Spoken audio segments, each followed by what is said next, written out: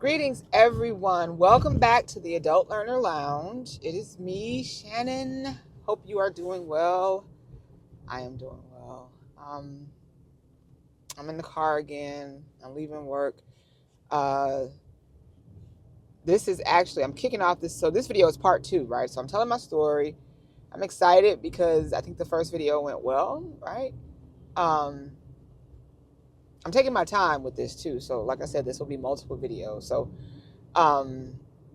again, if this is your first time, you know, visiting the channel, checking me out, thank you. Thanks for coming by. Let me just kind of inject right here. Let me stop and just, say that yes, right? So I'm happy to have you. I'm happy, if again, this is your first time here. And if you're coming back, then thank you as well. Glad to have you back. I hope everything is doing well. I hope you're vibing, with me, with the channel, with my story. Like I said, I'm taking the slow road to growth and success here, right? I've thought about all the different ways I can approach this because I really want to build something good, great, right? I don't have any cheat codes, although someone did recommend someone who is better more knowledgeable of this than I am. Was like, you could just hire professionals and let them just handle things right off the gate.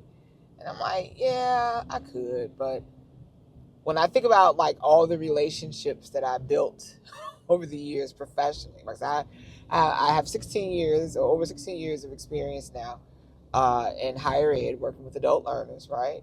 That's like one of my personal, individual, professional, and personal claim to fame, one of them, right? I love the work that I do. I love working with adult learners. That's why I'm here doing this. I'm all in, right? But I never hired anybody to help me build those relationships. I never hired anyone. It wasn't like I just showed up one day and was like, here, give me some great experience and insight into the plight of adult learners, right? To the mystique of adult learners, right? Everything I know about adult learners, I learned the hard way. I used to be an adult learner. Let me stop. We are all lifelong learners. I believe that, right? I close out every video with that. What I'm saying, though, is that for those adults who are seeking formal education, right? Be it vocational, career technical, be it, again, academic, scholarly learning, or anything that's like a hybrid of those two. That's something that I know about because I had to learn the hard way. I did it. And this, me sharing my story is about how I was able to do that. So I didn't pay anybody to help me figure that shit out. So I'm not going to pay anybody, at least not now, right? What I see for myself, and this, is my business, and this is an endeavor that I'm embarking on. I'm excited about it, and I want my like excitement, like the hype that I feel for this. I want that to be enough to give me the momentum that I need to kind of to grow, right? Like right now I have 1 subscriber and I'm like just so fucking stoked. Like it's a legitimate subscriber. So I'm like, yes, right? One of my videos so far, to me, it's gone viral because it has like over 30 views. I think it's like closing on 40 views. And I'm like, hell, that feels like viral to me, right? Like I know that it's not viral, but I'm brand spanking new here. So I'm excited about that one video where I'm like, shit, this is great. Because I'm definitely looking at quality here. I want to build quality, right? I want to build community. I want to build trust. I want to build like genuine goodwill and concern for my fellow adult learner, right? So I can't buy that, and I don't want to. Now later on, when it's built and when it needs, to be tended to, professionally, accurately, right? By people who know what the hell they're doing and can grow us and grow this thing. Yeah, I have no qualms with that, but that's going to come later. For now, it's like, no, like it's just me and my hopes, dreams, and aspirations. It's me and my efforts. It's you, hopefully finding me and checking me out. So I'm not getting ready to ruin this with a bunch of bullshit right now, right? That's not how I want to start. So anyway, so there's that. Okay, so here we are at the lounge. I'm about to jump into part 2 of my story, my saga. So we are at the lounge. I said this before. Like, so what pretty much will happen is like, you know, usually I start off every episode with like, hey, you know, we're at the lounge chilling, and um, I'm telling you what I'm sipping on. You're telling me in the comments what you're sipping on, and I share what we're listening to. So for the most part, you know, if we were here, let's say on a Wednesday night, you know, maybe it's raining outside and it's just a few of us at the lounge. So I'm still sipping on the same thing, which is a Modelo, right? A beer that I have no qualms with, right? So I'm just sipping on a beer, a Modelo. Um, but the music will likely change from, you know, video to video, because just like if we were listening to music, right, the music will change. So I am still sipping on a Modelo. Let me know if maybe your drink changed. Let me know what you're sipping on in the comments. And what are we listening to, right? It's a melancholy kind of mood. So I'm thinking that we're listening to some Minnie Riperton. We're listening to Back Down Memory Lane, which for me is a great song. It invokes warm memories of my childhood. But sometimes when I do get in a melancholy mood, you know, that song. Um, and you know what? I could have chose another song like Brewster Bay. Maybe I should go with that. But no, I've already committed to Back Down Memory Lane. Melancholy. I can do Melancholy with that song. And Bittersweet, right? Because I do have like Back Down Memory Lane takes me back to my childhood, and you know, all of it, the good, the bad, and everything in between. But it's a kick-ass song for me, right? Like if you know it and love it, you love it, and if you love Minnie Riperton, like that's one of her best songs to me. Other people may not agree, right? But anyway, so we're listening to Minnie Riperton, Back Down Memory Lane. I'll link to it in the description, right? So you can have your own moment, melancholy moment, or a bittersweet moment. All right. So let me jump into part 2. So where do we leave off? We left off in part 1 with me having a very like a aha moment with my then coworker Joy, right? So just to recap, right? I in part 1, I'm telling you, you know, how I was a smart kid but a wayward student, right? Just disillusioned. Uh, Back then, didn't understand that I had like a lot of psychological and emotional issues that needed to be addressed. But just feeling, you know, definitely disillusioned with life. A lot of teen angst, a lot of young person angst, but that shit just basically carried over into young adulthood. So all through my 20s, I felt like I was like racing towards something, although I had no idea what it was. Often nothing, right? And just being completely, just like I said, disillusioned when I finally would get to that and be like, what? I felt like Ralphie. Remember in A Christmas Story when Ralphie gets his decoder pin in the mail, and he's like, his Ovaltine, who's not sponsoring this, by the way, but his Ovaltine decoder pin, and he's feverishly trying to decode and solve the puzzle or the message or riddle or whatever it was for that week. And all it was be sure to drink your Ovaltine. And he was pissed because he was like, what? That's the fuck, right? And so like, this is some bullshit, right? Like, son of a bitch. He even had to curse, like, you know, fire off a couple of swear words because it was that like anticlimactic. He knew he had been had, basically, right? That's how I felt. I felt like Ralphie during my 20s because I was like, people would tell me like how, you know, like, oh my God, you have to have this, or oh my God, you have to have that. And I would get the thing, or I would get to the destination or the place, or arrive at whatever, and it was just like, what? This is it? Like, I felt like I had been had. So a lot of disillusionment as I was approaching 30, right? And in retrospect, it's like,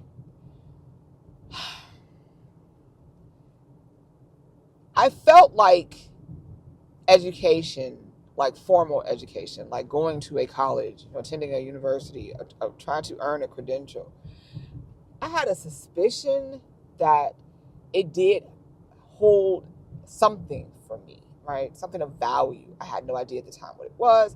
I just knew, like, I think that's probably where I needed to go, right? I think work at that time, it gave up a lot to me, for me, right? But I felt like I was kind of hitting a wall there. Like, I don't think, like, in my present state, right, me being formerly uneducated, and I use that adjective, that uh, qualifier, right, formerly uneducated. Because, yes, of course I was educated, but not in that formal space of a college or university, right? Don't have their credential. I had some college, but no credentials. So I felt like I had kind of like hit the wall, or I had gone as far as I could go at that time with work. And I'm like, okay. And so, yeah, maybe the answer for me, right, at that time was going back to school. But I struggled because if, past experiences, past, attempts during my 20s, which all, ended horribly, if that was any indicator, it's like, no, like, are you sure that going back to school is really what you need to be doing? Because every time you tried it, it was just like a disaster, right? And then I come back to my coworker, my then colleague coworker, Joy, because, and this is where I left off in the first video, is that talking to her, right, just kind of like getting at the root of my discontent, right?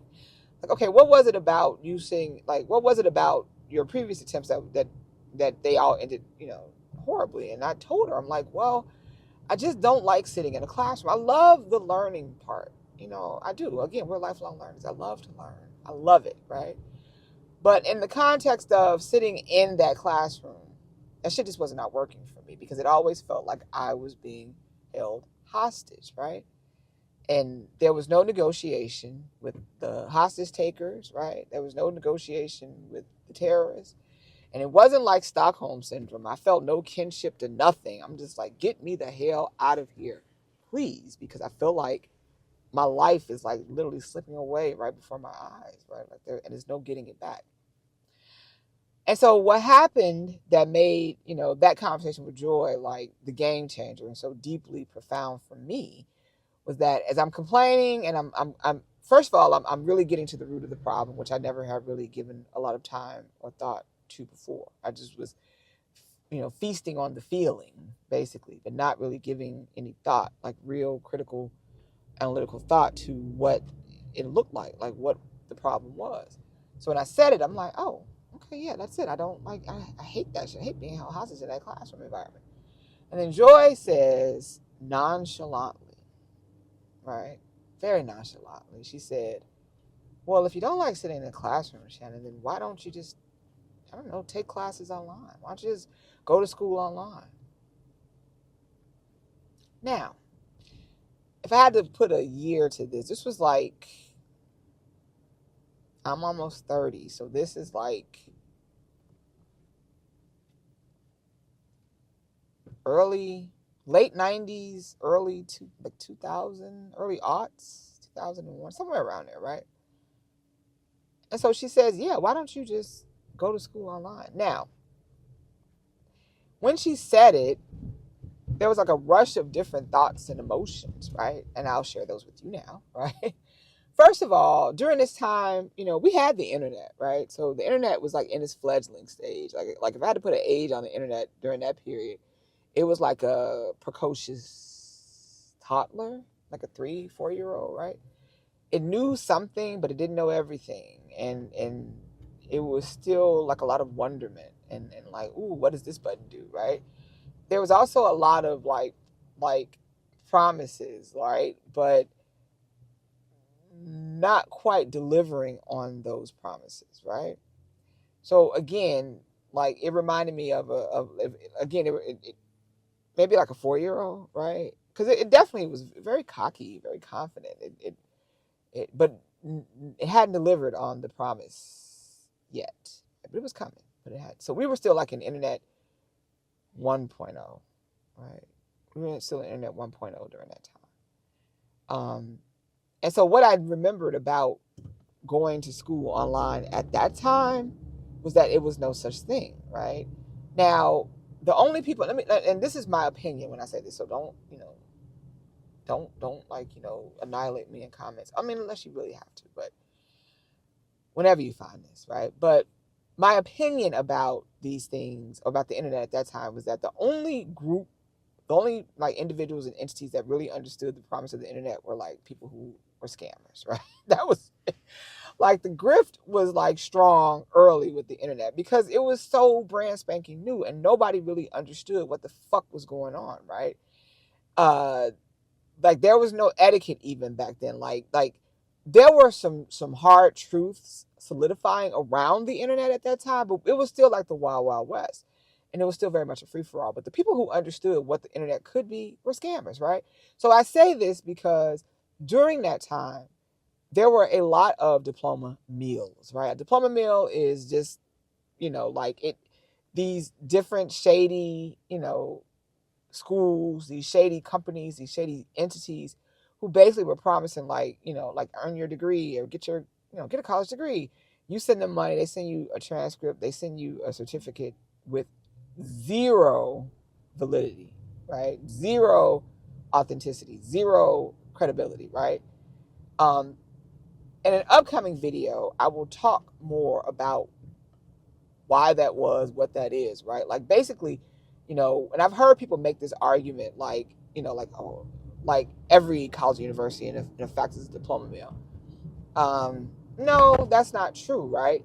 I understand the sentiment behind it, but I'll put it to you this way, right? Every school that has an accreditation, right? Somebody that oversees the quality of the education and can say, okay, we vouch for this institution.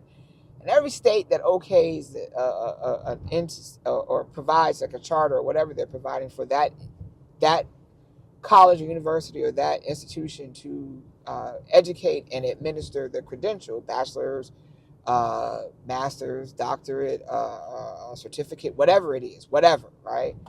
Be this career, vocational, technical, or, college or university. Then if that's the case, all of them, including the state, is in on the grift, okay? Because, somebody has to okay this. This is pretty much in effect what makes a diploma mill is that, no, somebody just got up one day and was just like, yeah, get your degree and send us money and we'll send you a transcript. Send us money and we'll give you a diploma. If they're not working with those legal entities, right, or those bodies of oversight, like a accreditation agency, things like that, then yeah, it's a diploma mill, right? But for everybody else who goes that route, to distinguish themselves as being, legitimate, then yeah, right, that's what is the difference. So back then, during that time, everything was for the most part a diploma mill, right? It's like, and mind you, it didn't just like begin or this. It wasn't just created like out of like thin air, right? Like those same individuals who were running the diploma mills online used to just run the diploma mills, in real life, right? Like off analog, right? Not digital, but analog. So like you would buy your favorite magazine and get to like the classified section and they would be advertising there. You could buy your favorite graphic novel or comic book and get to the back and they would advertise there as well, right?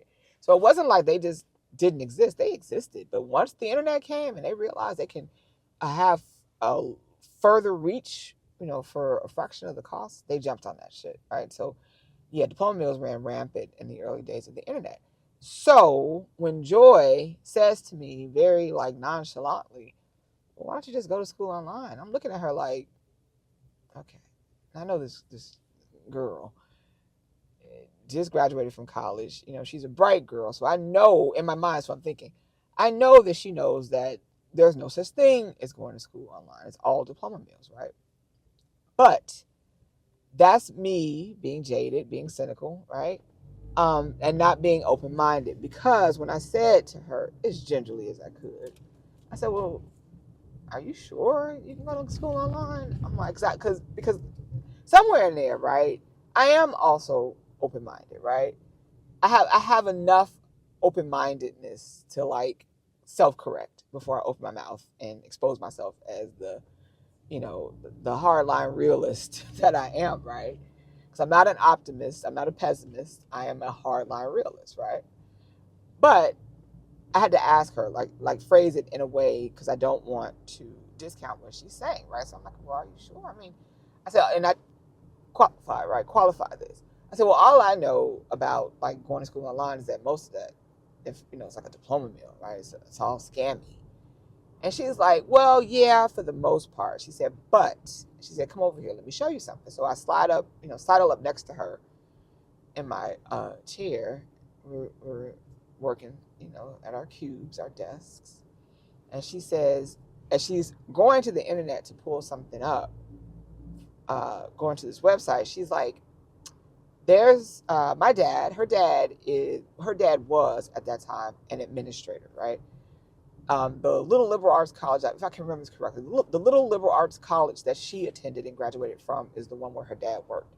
And so, of course, I don't know if it was like a free tuition type of thing, because he worked there and his kids can attend, or if it was deeply discounted. It was one of the two, right? So it just made sense for her to go there. But she's like, yeah, my dad works at, I cannot remember the name of the school, but he also is an adjunct. He teaches for this online university. And so where she was taking me to on the internet was the homepage for the University of Phoenix, right? Which existed, right? It was a thing. I had never heard of it, but again, right, like I said, this was the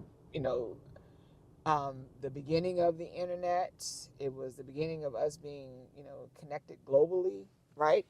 And since I wasn't on the radar of colleges and universities, even, what ultimately was an online college or university, what the hell was I supposed to know about it? Not much, right?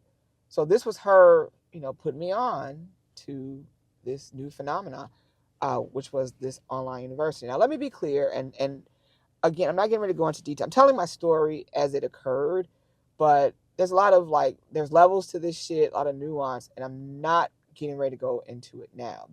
That'll be future videos, like other series, and definitely go in depth with some things, but I will do that in the future, I promise.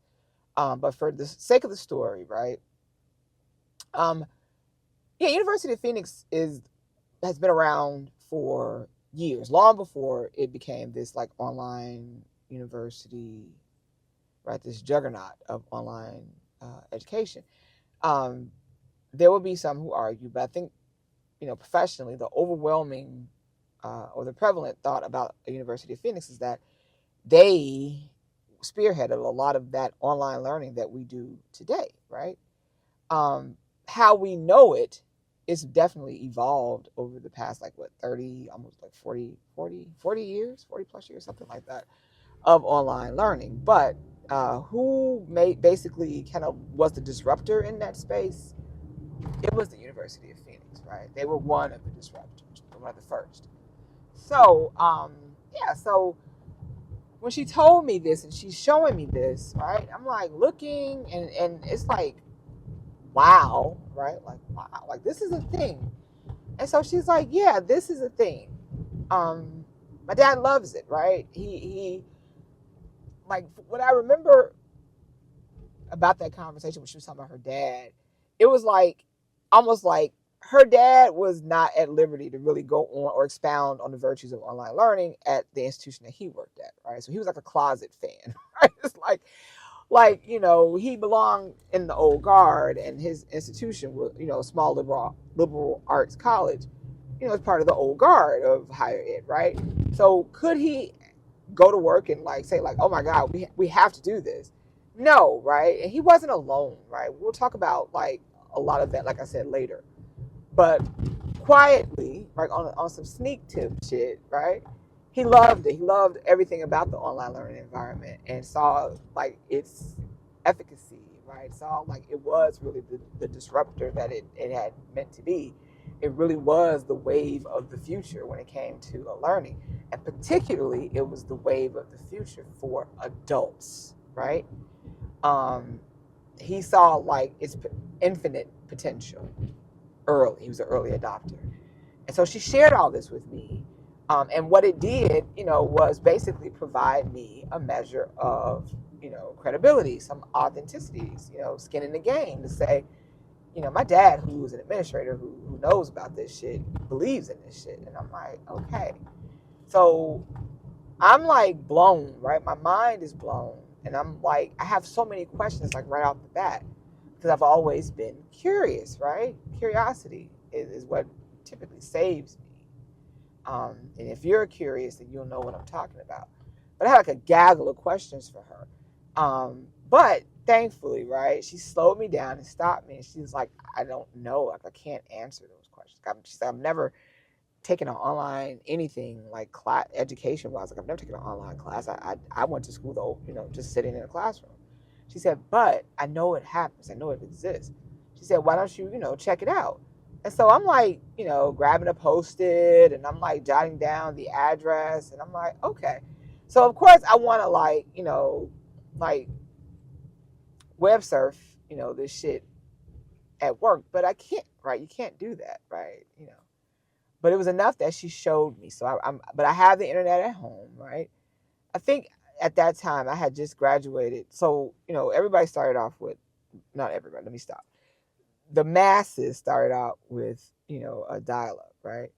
But then those who had the financial resources and the means started out with better internet, right? Because there were tiers, right? There were levels to that shit too. But by that time, when she's showing me this website for the University of Phoenix, I think my phone carrier at the time had upgraded to like, what was it, DSL, right? So you could have either had like cable internet or DSL or still dial-up. And my phone carrier, my provider in my area, did not offer cable, but it offered DSL, which was a lot faster than dial-up and dedicated, right? So, so I had that, and so so again, it was just me, right? So that's how I spent my money, The internet, I was an early adopter of the internet, right? When I went out and I practically rolled somebody just to get the money to buy my first computer, right?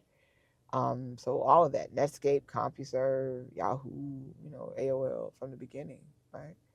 I loved it. I thought it was fascinating. That shit, just blew my mind. So anything that to me was an extension of the internet was like, okay, right? And again, like I said, like it was not a scam, right? Again, I will talk about the University of Phoenix, for-profits and proprietary schools later, but yeah, like overwhelmingly, I'm like, I'm buying it, I'm digging it, and I'm like, as soon as I got home, I could not wait, so I raced home, from work, and I spent the whole night just like trolling and combing through that website. I wanted to know everything I could about it. I'm like doing searches, right, to find out more. Does anybody have anything to say about the University of Phoenix, reviews, critiques, firsthand accounts, any of that shit that I can get my hands on? Because back then, everybody wasn't online at that time either, but more people were coming online. And everything was not behind, like the majority, 95% of the internet was not behind a paywall back then. And so if I wanted to read like lengthy articles or award-winning journalism back then, I didn't have to pay for that shit. I just went to the website because they just put it all out there. Right? Most of it was out there. So anyway, so I basically, was getting an education on the University of Phoenix. And ultimately, when I got towards the end of it, like towards the end of all of my research, because it took me, I took my time. It took me like a whole week to just kind of like go through everything.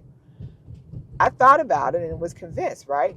So there was a lot going on that I was like, as I was learning about the University of Phoenix, where I'm like, okay, some things I knew more about, right? And some things I did, like I had already attended college, so it wasn't like a lot of what they were saying was unfamiliar or foreign to me, right? But then there were things that I did not think about. Like one of the things was whether or not the University of Phoenix was like accredited. I said earlier about how, one of the things that separates a legitimate institution from a diploma mill is the type of accreditation that they have and if they're accredited in the first place and so forth and so on. It does not mean that just because an institution did not go through these extra steps to establish like legitimacy, right, that they are illegitimate, right? Some institutions don't have accreditation and they are great, but it does help in the long run, right? It definitely helps. So bottom line is that, that wasn't on my mind, right? For me, it was basically just like, oh my God, I can really do this online. Like, because I had a suspicion, like knowing myself, knowing that I loved the internet, right? Like it was a life changer, game changer for me. Then I had a suspicion about me, right? Because I had nothing to compare it to, right? So my thought process was, damn, like this shit is too good to be true. But I see it. I know that this is a thing. Um, I hate sitting in the classroom, but I love learning. So could this be the answer, right? I didn't want to even hope, because I didn't want to, dash my hopes. I didn't want to get my hopes up only for them to be dashed and ruined. Because what if this shit was not the answer? It would have devastated me, right? But again, I had some suspicions. I'm thinking like, nah, like I think this really may be it. Like I love the internet, and you mean tell me that somebody figured out a way to marry learning with the internet, right? Now, mind you, like in a formal capacity, like in a classroom and setting. Because the questions that I really wanted to ask, like the ones that were like deeply burning, a hole in my brain, was like, what does internet learning look like? What does learning in an online classroom even look like, right? Joy couldn't tell me that because, like she said, she never did it. But that was like first and foremost, like, what do I have to do? Like, do I have to like give blood, or do I like a retina scan, or do I have to scan my brain? Like, I don't get it. Like, how does this shit even work to begin with? But even though I had all these questions, I also recognized that the only way I was going to get the answers was to do what? To reach out, right? So after a week of like getting my hands on everything that I could find about the University of Phoenix, I decided like, okay, I've got to know. I've got to do this, right? And I wasn't afraid. I just wanted to just basically like, I am someone, again, because I love learning. I am a lifelong learner. We all are, right? Whether you love learning or not, we are. But I believe in that old adage about arming yourself with knowledge, right? When you know some shit, right? Like good verifiable data, good knowledge, not like somebody's made up anything that they can't verify, but some shit that actually can be verified. When you have that and you understand that, then it's like, yeah, look, that shit is very powerful. So you arm yourself with that knowledge. So once I know that I've got like knowledge on tap, right? Like a weapon, I've got it. Then it's like, I'm ready to go, right? My questions, I got my questions, and I'm prepared. I got some rebuttals just in case I need them. I'm ready to go. So I call out University of Phoenix. It's like, give us a call, right? Admissions. And right off the bat, I'm talking to the admissions advisor, right? That's the thing, admission advisors exist at all institutions for the most part, right? Now, my first takeaway after talking to the admissions advisor was that, yes, it definitely felt very much like a sales pitch, which, as we, we'll get into later, right, in upcoming videos and series. Yeah, right. That's one of the critiques of for-profits or proprietary schools, is that everything seems so like is it really them trying to admit you, or are they trying to sell you something? So I know a sales pitch, when I hear one, right? But the thing that I will say about it at that time was that it was not a hard press. It was not a hard sell, right? It wasn't. So, but I could still, determine, or I could still, felt it. I still understood that I was being, like basically I'm a lead, right? I'm being handled, right, by someone who knows what they're doing. So anyway, I got all my questions answered, and after talking to the admissions advisor, I had more questions, right? Some other questions came up, but I'm like, you know what? Let me go back and kind of process all of this. So they're like, no problem. Let me get some good contact information for you. Do you have email? Yeah, I do. Okay, great. I can send you some more material. Let me see. Okay. And if you have any, questions, then, don't hesitate to reach out. So bottom line is that I'm getting really excited about this right now. One of the things that they did tell me right off the bat was that the school was accredited at the time, if I can remember correctly, but it did not have a what's called a regional accreditation, right? So it had some type of accreditation. There was some oversight. There was some independent body who said, no, this is good, right? The curriculum and the quality of the learning and education is good, right? However, I don't think that at that time the University of Phoenix had what's called a regional accreditation. And again, I will go into more detail about this later, but just the quick definition or the quick explanation is that pretty much 99% of the colleges and universities that operate in the United States and its territories, and I mean like the Ivies on down to your local community college, right? They basically have a regional accreditation, right? So pretty much every school has it now. There are still a handful of schools that don't, but for the most part, right, a regional accreditation, it's like the standard, the gold standard when it comes to institutions of post-secondary learning across the board, right? And again, it doesn't matter if it's scholarly, academic, career, technical, vocational, it does not matter, right? Those institutions can have a regional accreditation as well. What makes it the standard is that it's what gives institutions, for the most part, reciprocity, right? It's what provides these institutions with mutability, transferability, those types of things, meaning that a regional accreditation is what allows a person to, let's say, start their education, their formal learning, right? No matter what type, just post-secondary in nature, career, technical, vocational, scholarly, academic, it doesn't matter. But let's say they start in Portland, Maine, right? And now they have decided to pack up and go across the country, and now they're residing in Portland, Oregon, right?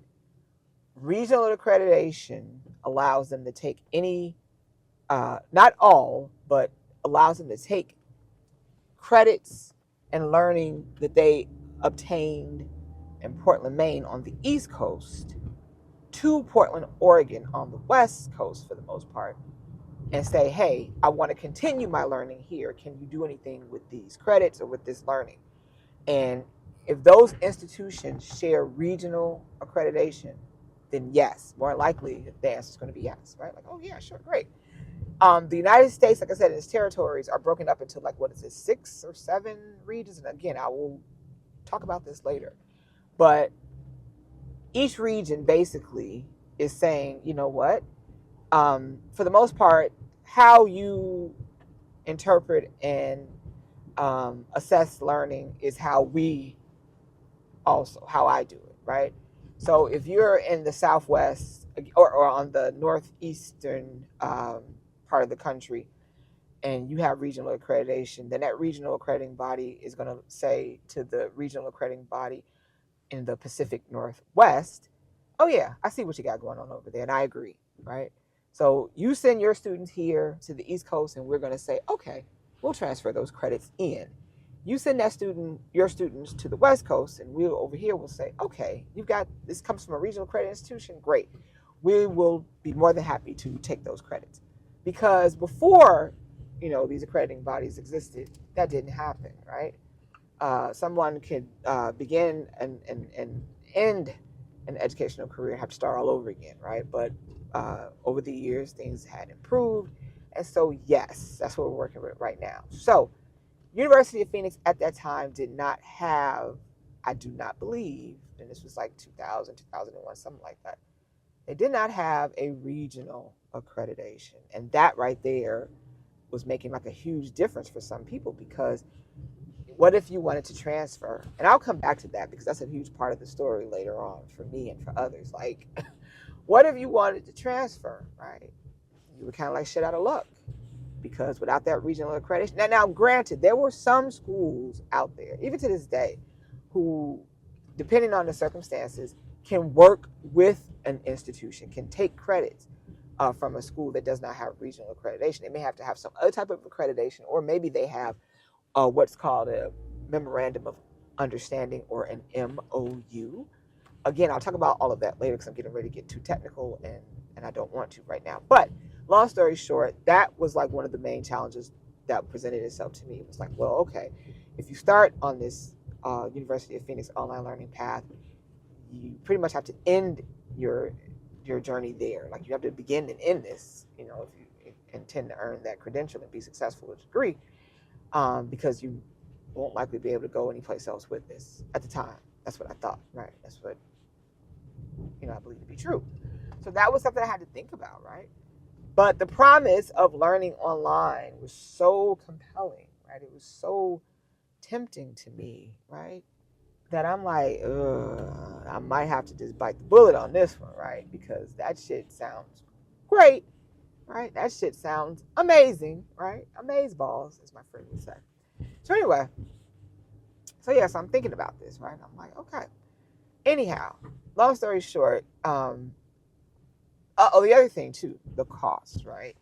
The cost was something where I'm like, whoa, right?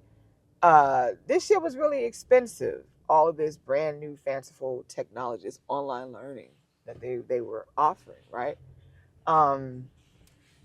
It's like, I can't remember what it cost then, but it was not cheap. Right? That shit was costly as fuck. It cost a whole hell of a lot more than the community colleges I was just attending or trying to attend. It definitely cost more than the tuition for the university that I, was not able to successfully traverse, right, or complete. But again, like I said, that online learning, like this, the promise of learning in an online environment, right? That was the draw, right? It was beyond a carrot, right? Like, oh, they tempted you with the carrot of online learning. It's like shit. For me, it was like a freaking 7-course meal at the best steakhouse in town, right? I had to do this. So at the end of it all, that, talking to, I think I talked to the admissions advisor like a couple of times, just trying to get as much information, get my bearings, and just get a plan in action. At the end of like about a good 2 or 3 weeks, I made a decision. And I'm like, I'm going to do this. I'm going to do this. I think I need to do this. And that is how I began, right, on that phase of my educational journey. Yeah, that's how it started. All right, so on that note, I think this is a good time for me to end this video, right, part 2. Again, I hope this resonates with you. If you have any comments or questions, anything, just don't hesitate to reach out. And this is really important, don't forget to like and subscribe, right? Like I said, I'm definitely putting the work in to grow this. One of the things I keep thinking about is like, okay, well, what is like somebody had asked me that too, like, well, okay, you're building this from scratch. What will success look like to you, right? How many subscribers, how many, members, how many whatever. But the truth is that I can't really say that, right?